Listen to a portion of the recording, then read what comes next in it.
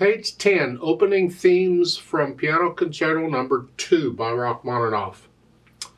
Notice the opening themes, it's plural, themes. There are two themes. Well, that's nice, so what's a theme? A theme is simply a melody. So what we're talking about are the opening melodies. The first melody starts at 2. And then the second melody starts at the last measure on page 10. Listen.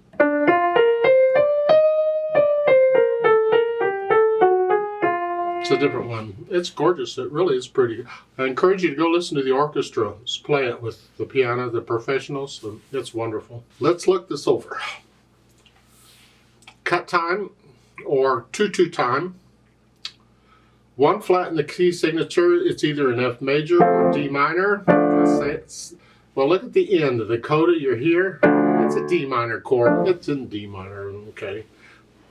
The two keys sound different. The harmonies, this is F major, sounds one way, and D minor sounds like that. And if you listen to it, it sounds like the D minor harmony. It's really another way of checking, is it right or not.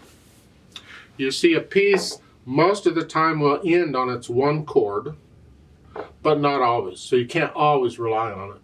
Some people look at the beginning, what chord does it start on, as if it's going to start on the one chord. I have found that to be unreliable. So I don't even look at the beginning anymore. I go to the end.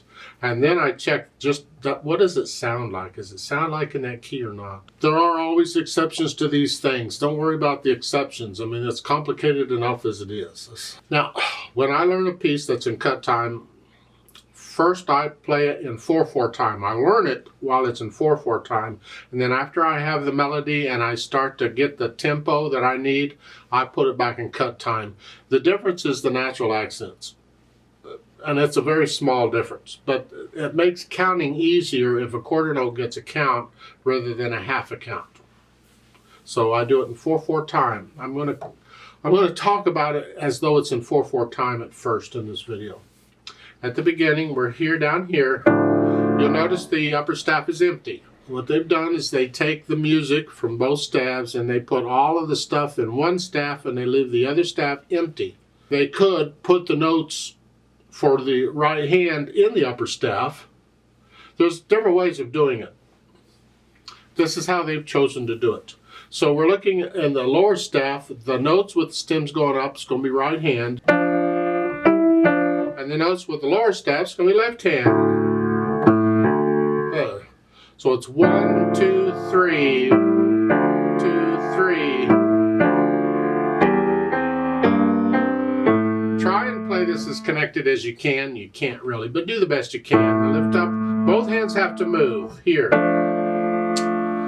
You can, if you want, in the right hand, just stay there. You don't have to come up here. I mean, you got to watch it because the left hand is up here. If you don't come up here, then your hands are fighting with each other because they don't get along. You know they don't. So that's another reason for coming up here. It's just you got to move the hands from here to here. And if it would help you at first to stay there in the right hand, just move the left hand up. Go down the last line on page 10.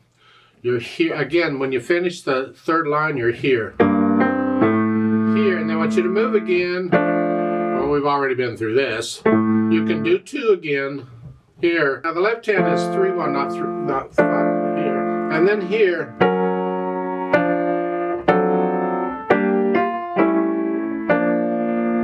So I don't have to move both hands there if I use second finger. And that B is tied now. I'm at the last line on page 10. Here, I'm connecting the melody. That's what the other notes I do the best I can with. Then going on the last measure of page 10, you're here. Just watch the top of page 11, second measure. They don't have to give you a natural sign for the F. It's an F natural anyway, but it doesn't hurt. You just had an F sharp. They want to make sure you understand this is an F natural. Watch this. 1, 4. It's a little weird. And they don't need to give you a natural sign, this third measure. They don't need to give you a natural sign for the E. I'm not really sure why they did. They're just trying to be clear, but you didn't have an E flat before. It's a natural anyway. Just because the D is a flat doesn't make the E flat. But now you want an E flat. And then keep going. Now that B flat in the second line is tied for 2 measures. Watch the rhythm. Tied notes, we got syncopation going on. So the second line again. 1, 2, 3, 4. 1, 2, 3, 4. And you do all that again. Isn't that wonderful? Let's go down to the bottom. Here. Here, and then hold the A down, and then connect all those. Fingering in the book is good. 2.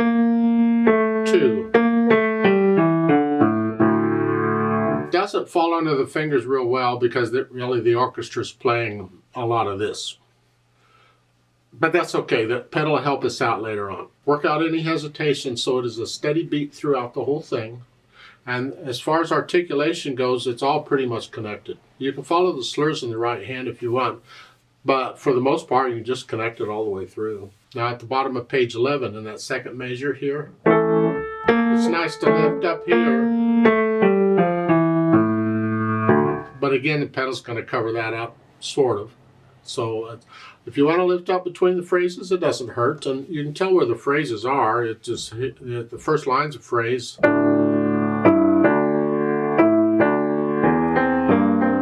Lift up.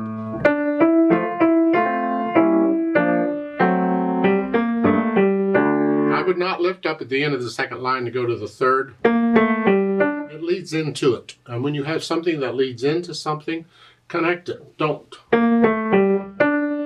No, lead into it. Connect it. And then at the bottom, the last 2 measures on page 10 is. And if you want to do that, I tend to connect that. To me, it kind of leads, one leads into the other. So I connect that. Just really, I think you can pretty much just getting away here with connecting it all the way through. Both hands as best you can. Dynamics apply to the melody. Whatever you think moderately loud is. Keep the left hand soft. And if you can bring out one note, I'm playing 2 notes, but I put more weight on the upper note.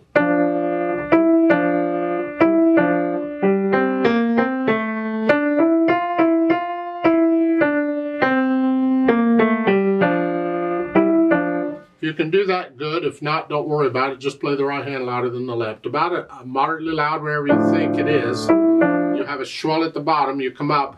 Then come back down. And now, this is moderately soft here. And you go up. You're up to about a moderately loud here. Don't get loud here. Just go up a little bit. And then at the end of the first line on page 11, you come down. You can read the dynamics. You'll figure it out. The second melody is not as loud as the first. It comes down just a little bit overall. Now for the tempo, well, you can find recordings of this somewhere in the middle, and it's the overall feel of the piece, but we have to put it back and cut time. We want to feel it in 2, 1, 2, 1. And the tempo isn't the speed of the 1, 2, 1, 2. It's the flow of the piece. It's the modern. It's not fast. It's not slow. It's in the middle. 1, 2.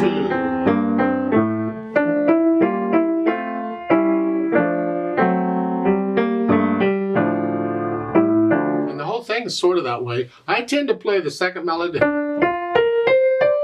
little slower, but you don't have to. You get the idea. That's sort of the speed, but feel it in 2, 1, 2, 1, 2. Then, of course, we need the pedal on this to add the overtones and connect thing. It's going to be overlapping pedal, and you're pedaling pretty much everything. I think you can pedal it like they're showing you for the most part. Here, put the notes down first and then the pedal, and then change it. Now, when you go fast enough, the dissonance doesn't last very long. You can tolerate it. For instance, I could probably get away with pedaling those first two measures just straight across. I mean, just change it once a measure.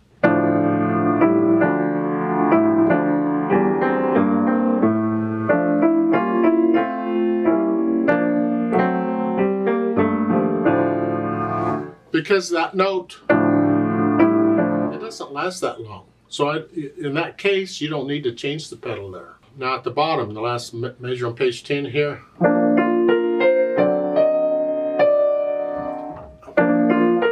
You can change it every 2 beats if you'd like. And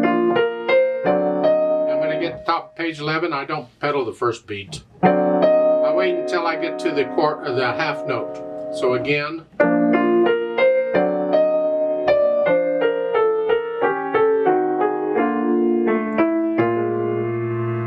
And here,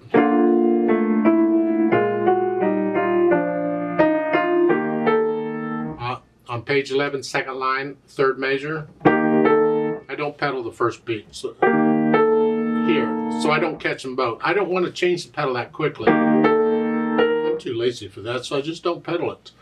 So, lift it up after you play the note, and then put it down after you play the next note. So starting with the second measure of the second line, you're here, and then here, here. I just don't pedal that. And next measure, again, I don't pedal the first beat. Just lift it up after I play that, and then play that, and put it down.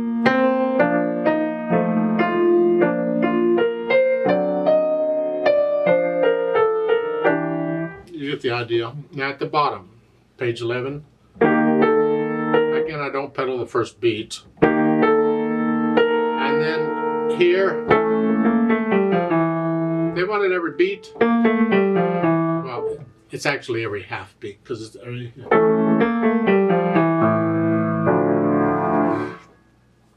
It's nice to have the overtones, but you might not even need to pedal it here. You have to decide on the sound you're getting, and do you like it with the pedal or without the pedal. If you're going to pedal it, make sure you pedal it, change the pedal like they're showing. Don't try and pedal all those eighth notes together.